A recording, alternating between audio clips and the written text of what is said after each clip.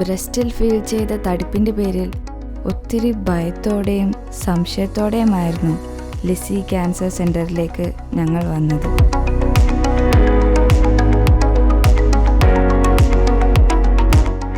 സാധാരണയായി ബ്രസ്റ്റിൽ തടിപ്പ്, മുഴ അല്ലെങ്കിൽ നിപ്പിൾ ഡിസ്ചാർജ് അങ്ങനെ എന്തെങ്കിലും സിംറ്റംസ് കാണുമ്പോഴാണ് സ്ത്രീകൾ ഹോസ്പിറ്റലിലേക്ക് വരുന്നത്.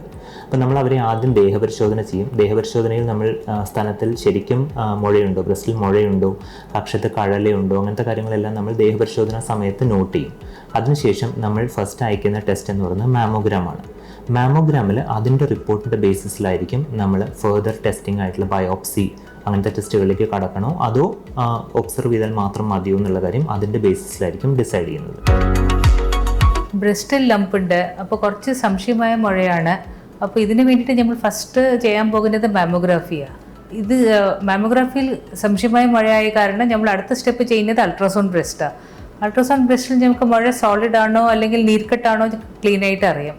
അൾട്രാസൗണ്ടിൽ ഇപ്പോൾ നമ്മൾ ചെയ്തു, മുഴയ്ക്ക് കുറച്ചൊരു സംശയമുണ്ട് അങ്ങനെ ഉണ്ട് പറഞ്ഞെങ്കിൽ നമുക്ക് അടുത്ത സ്റ്റെപ്പ് ചെയ്യുന്നത് ബയോപ്സിയാണ്. അപ്പോൾ നീഡിൽ ബയോപ്സി പറയുമ്പോൾ ലോക്കൽ അനസ്തേഷ്യയിലാണ് ചെയ്യുന്നത്. ചെറിയ ഇഞ്ചക്ഷൻ തന്നിട്ട് നല്ലവണ്ണം മരവിപ്പിച്ചിട്ട് ആ മുഴയിന് ഒരു 5-6 പീസ് എടുക്കും. ഇതിൽ നമുക്ക് കംപ്ലീറ്റ് ആയിട്ട് അറിയാം എന്ത് ടൈപ്പ് മുഴയാ, പ്രശ്നമായ മുഴയാണോ, ഫർദർ ട്രീറ്റ്മെൻറ്റ് എന്താ, എല്ലാതും നമുക്കറിയാം. പിന്നെ അടുത്ത സ്റ്റെപ്പ് എന്താ ട്രീറ്റ്മെൻറ്റ്, പിന്നെ പാത്തോളജിസ്റ്റിൻ്റെ റിപ്പോർട്ട് നോക്കിയിട്ട് സർജൻ അവർ നോക്കിക്കോളും. പോസിട്രോൺ എമിഷൻ ടോമോഗ്രാഫി അഥവാ പെറ്റ് സ്കാൻ എന്നത് ലഘുവായ റേഡിയോ ആക്റ്റീവ് മൂലകങ്ങൾ നിശ്ചിതമായ അളവിൽ നൽകി സംശയകരമായിട്ടുള്ള മുഴകളിൽ ക്യാൻസർ സെല്ലുകളുടെ സാന്നിധ്യമുണ്ടോ എന്നുള്ളതും ശരീരത്തിൻ്റെ മറ്റ് അവയവങ്ങളിലേക്ക് ക്യാൻസർ വ്യാപനം ഉണ്ടായിട്ടുണ്ടോ എന്നുള്ളതിനെ കുറിച്ച് മനസ്സിലാക്കാനായിട്ടുള്ള ആധുനികമായ രോഗനിർണയ ഉപാധിയാണ്. ശരീരം വാസകലമുള്ള മൊത്തത്തിലുള്ള ഒരു ഇവാലുവേഷൻ, അതായത് നമ്മുടെ ഹെഡ് ടു ഫുട്ട് എന്ന് പറയും, ആ രീതിയിലുള്ള ഒരു ഇവാലുവേഷനാണ് ഇതിലൂടെ സാധ്യമാകുന്നത്.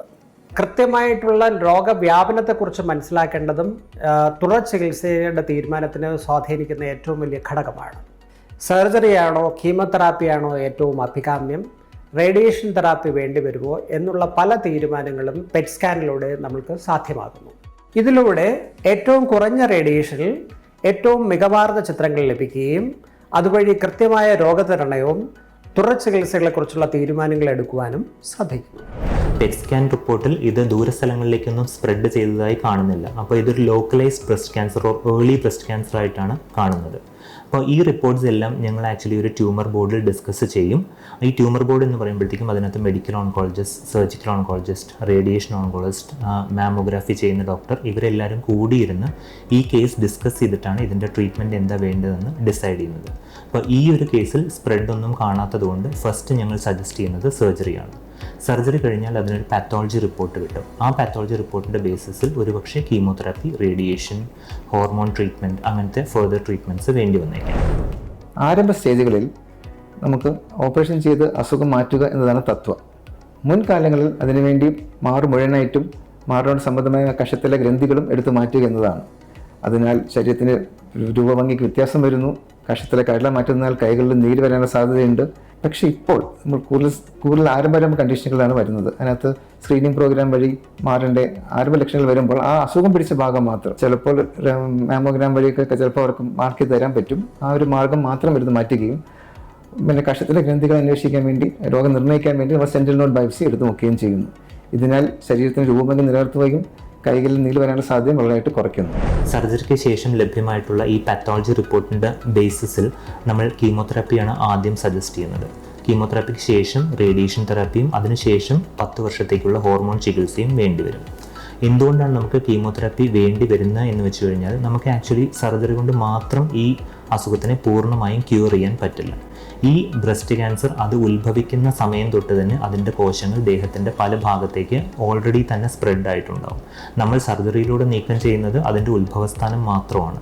അതിൽ നിന്നും മറ്റ് സ്ഥലങ്ങളിലേക്ക് ട്രാവൽ ചെയ്തിട്ടുള്ള സെൽസിനെ നശിപ്പിക്കാനായിട്ട് നമുക്ക് ആക്ച്വലി കീമോതെറാപ്പി ആവശ്യമാണ്.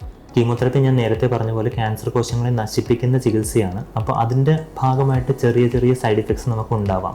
എല്ലാവർക്കും അറിയാവുന്ന പോലെ മുടി കൊഴിയാം, ചെറിയ ഛർദി ഉണ്ടാവാം. പക്ഷേ എന്നാലും ഇപ്പോൾ നമുക്ക് അതിനെയെല്ലാം മാനേജ് ചെയ്യാൻ പറ്റുന്ന നല്ല മരുന്നുകളുണ്ട്. അപ്പോൾ സപ്പോർട്ടീവ് കെയർ ബെറ്ററാണ്. പൊതുവേ ആൾക്കാർ നന്നായി ടോളറേറ്റ് ചെയ്യുന്നൊരു ട്രീറ്റ്മെൻറ്റാണ്. അതിനുശേഷം കീമോതെറാപ്പി ചികിത്സ കഴിയുന്നതോടുകൂടി ഭൂരിഭാഗം അവർക്കുണ്ടാകുന്ന പ്രശ്നങ്ങളും പൂർണ്ണമായും മാറി അവരൊരു നോർമൽ ലൈഫിലേക്ക് തിരിച്ചു വരികയും ചെയ്യും. ലീനിയർ ആക്സിലറേറ്റർ എന്ന മെഷീൻ ഉപയോഗിച്ച് എക്സ്റേ ഉൽപ്പാദിപ്പിക്കുകയും ഈ എക്സ്റേയെ ക്യാൻസർ കോശങ്ങളിലൂടെ ഫോക്കസ് ചെയ്ത് കടത്തിവിടുകയും ചെയ്യുന്ന ചികിത്സാ വിധിയെയാണ് നമ്മൾ റേഡിയേഷൻ എന്നതുകൊണ്ട് ഉദ്ദേശിക്കുന്നത്. ഇങ്ങനെ എക്സ്റേ കടന്നു പോകുന്നതിൻ്റെ ഭാഗമായി ഈ ക്യാൻസർ കോശങ്ങളുടെ വളരാനും വിഭജിക്കാനുമുള്ള കഴിവ് നഷ്ടപ്പെടുകയും ഇതുമൂലം ക്യാൻസർ കോശങ്ങൾ നശിക്കുകയും ചെയ്യുന്നു. ചുരുക്കി പറഞ്ഞാൽ പാർശ്വഫലങ്ങൾ വളരെ കുറവുള്ളതും എന്നാൽ വളരെ എഫക്റ്റീവായതുമായുള്ള ഏറ്റവും നല്ല ഒരു ചികിത്സാ വിധിയാണ് റേഡിയേഷൻ.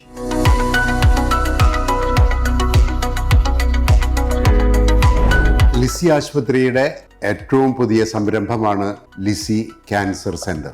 ഏറ്റവും അത്യാധുനികമായ ഉപകരണങ്ങളും ഡോക്ടർമാരും സ്റ്റാഫ് അംഗങ്ങളും ഒത്തൊരുമിച്ച് ഈ സ്ഥാപനത്തെ ഏറ്റവും നല്ല നിലയിൽ ഇന്ന് ഇവിടെ കടന്നു വരുന്നവർക്ക് സേവനം ചെയ്യാൻ രംഗത്തുണ്ട്. ഏറ്റവും നല്ല ട്രീറ്റ്മെൻറ്റ് ഇവിടെ കിട്ടാവുന്ന രീതിയിൽ സജ്ജീകരിച്ചിരിക്കുന്നതാണ് ഈ സ്ഥാപനം. നിങ്ങൾക്ക് എന്തെങ്കിലും ആവശ്യമുണ്ടെങ്കിൽ ഞങ്ങളെ സമീപിക്കാം. സ്നേഹത്തോടെ കരുതലോടെ നിങ്ങളോടൊപ്പം എന്നുമുണ്ടാകും ഞങ്ങൾ. അന്ന് ഞാൻ ഒത്തിരി ഭയത്തോടെയാണ് ലിസി ഹോസ്പിറ്റലിലേക്ക് വന്നത്. ഇന്ന് ഒത്തിരി ആശ്വാസത്തോടെ സാധാരണ ജീവിതത്തിലേക്ക് മടങ്ങുന്നു. Lisie cancer centre.